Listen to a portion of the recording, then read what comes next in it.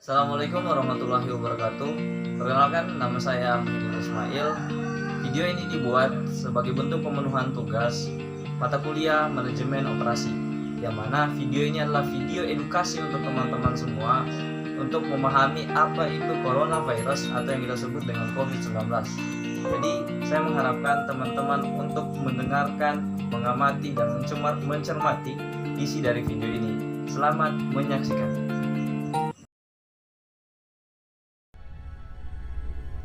Virus corona atau yang kita sebut dengan COVID-19 mungkin terdengar asing bagi kita semua.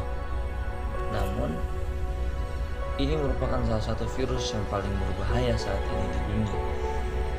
Dan mungkin saja belum banyak orang yang mengetahui apa itu COVID-19.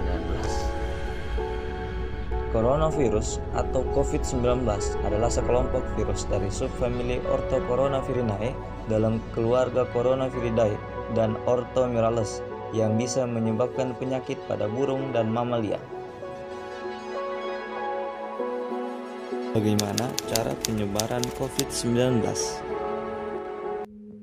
Semua dimulai dari sini. Ketika virus corona masuk ke tubuh kita lewat percikan batuk atau bersin orang yang positif, baik secara langsung atau waktu kita nyentuh benda yang udah terkena percikannya dan gak cuci tangan setelahnya.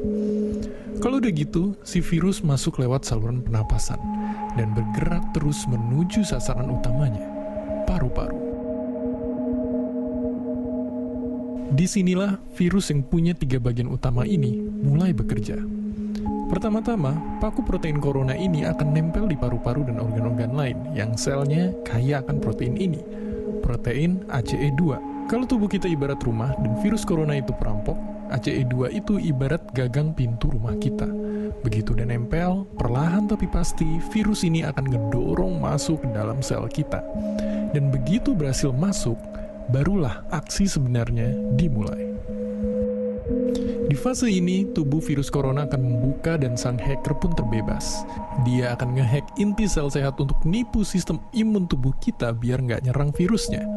Dan sekaligus ngebuat inti sel jadi memproduksi cikal bakal virus corona baru.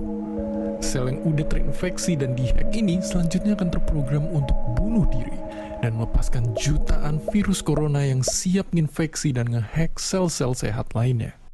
Ya, awalnya mungkin kita cuma kemasukan virus corona yang jumlahnya dikit, tapi dalam hitungan hari aja udah akan ada jutaan sampai miliaran virus corona baru, bikin paru-paru kita dipenuhi oleh mereka.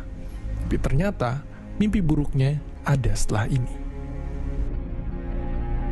Ya, ketika virusnya udah menuhin paru-paru kita, sistem imun kita bakalan ngerespon ibarat polisi dan tentara yang meluncur ke tempat kejadian perkara. Tapi inilah yang bikin ngeri. Di sini, virus corona jadi penipu ulung yang bisa ngakalin sistem imun kita. Mereka bikin sistem imun nyerang membabi buta termasuk nyerang sel-sel sehat kita. Mereka jadi nggak tahu mana kawan, mana lawan, dan perlahan-lahan jadi senjata makan tuan. Buat sebagian besar kasus, kejadian ini emang nggak berlangsung lama. Karena kalau sistem imun kita kuat, mereka pun akan bisa menang dari segala taktik virus corona. Tapi terkadang tubuh kita sedang lemah, dan kalau udah gitu efeknya bisa parah. Kita bisa kena radang paru-paru akibat sel sehat di sini yang udah nggak bisa nahan bakteri pneumonia. Malahan buat kasus yang kritis, bakteri ini nggak berhenti di sana. Mereka bisa masuk aliran darah dan akhirnya nyerang seluruh tubuh. Kalau udah begini, bernapas saja bakalan susah banget, dan hidup kita ada di tahapan yang sangat kritis.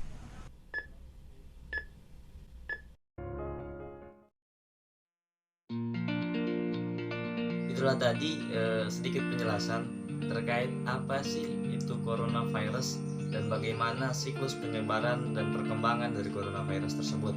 Nah, selanjutnya untuk lebih jelasnya bagaimana cara pencegahan dan apa pentingnya di rumah aja, itu nanti akan dijelaskan oleh teman-teman saya.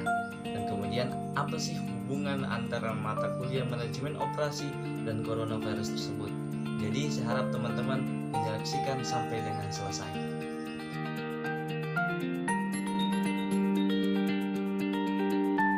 Perkenalkan, nama saya Veroninor. Di sini saya akan membahas pentingnya di rumah aja. Pada tanggal 15 Maret, Presiden Jokowi mengimbau mengimbau kepada seluruh masyarakat Indonesia untuk beraktivitas di rumah masing-masing, baik itu sekolah, kuliah, maupun beribadah. Langkah ini diambil untuk mengantisipasi peredaran COVID-19 dan lebih meningkatkan social distancing agar bisa menghambat, mengurangi, dan mencegah peredaran COVID-19 agar tidak melebar dan luas dan dapat mengurangi korban dari COVID-19 itu sendiri, dan kita bisa membantu meringankan pekerjaan para tenaga medis. Mulai dari sekarang, marilah kita menggiatkan gerakan di rumah aja. Sekian.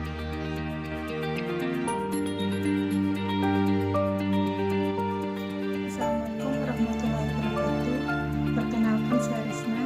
Saya buat video ini sebagai tugas yang diberikan oleh dosen.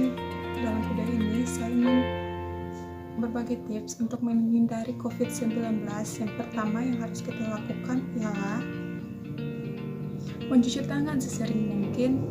Yang kedua, hindari keramaian. Jika Anda di keramaian, lakukan jarak 1 meter dari orang lain. Yang ketiga, hindari menyentuh bagian mata, hidung, dan mulut. Dan yang keempat, lakukan etika batuk dengan baik. Dan yang kelima, segeralah memeriksa diri jika Anda mengalami demam, batuk, dan sesak nafas. Itu saja.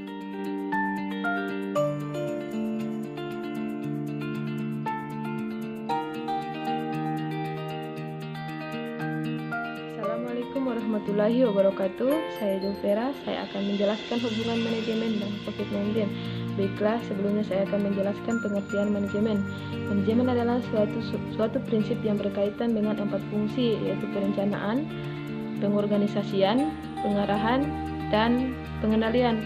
Dalam menerapkan 4 fungsi tersebut memerlukan atau memanfaatkan sumber daya fisik, keuangan, manusia, dan informasi agar supaya berjalan secara efektif dan efisien. COVID-19 adalah coronavirus 2019.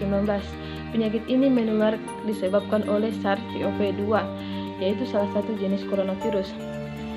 Penderita COVID-19 dapat mengalami batuk kering, demam, kesulitan bernapas, sakit tenggorokan, pilek, dan bersin-bersin. Penyakit ini juga berujung pada pneumonia atau kegagalan multiorgan. Pencegahannya itu dengan cara menjaga kebersihan diri seperti mencuci tangan. Ini etika batuk juga dijaga, menghindari kontak langsung dengan orang yang terkena virus corona. Perawatannya bisa dilakukan dengan 2 cara, yaitu simptomatik dan sportif. Waktu paparan virus corona ini hingga timbulnya gejala-gejalanya seperti 1-14 hari.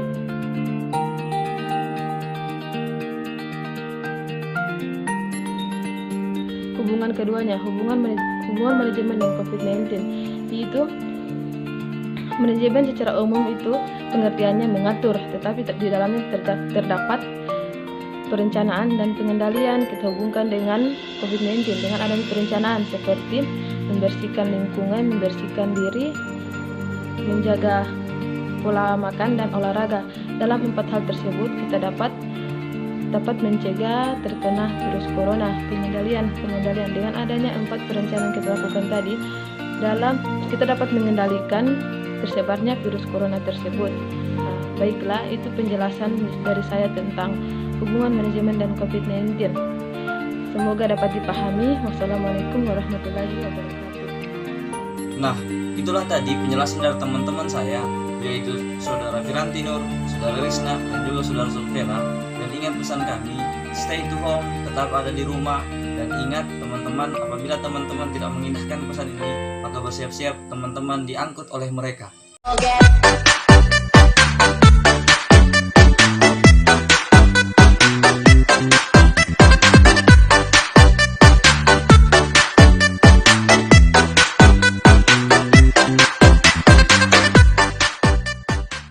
Demikian, wabillahi taufiq wal hidayah. Assalamualaikum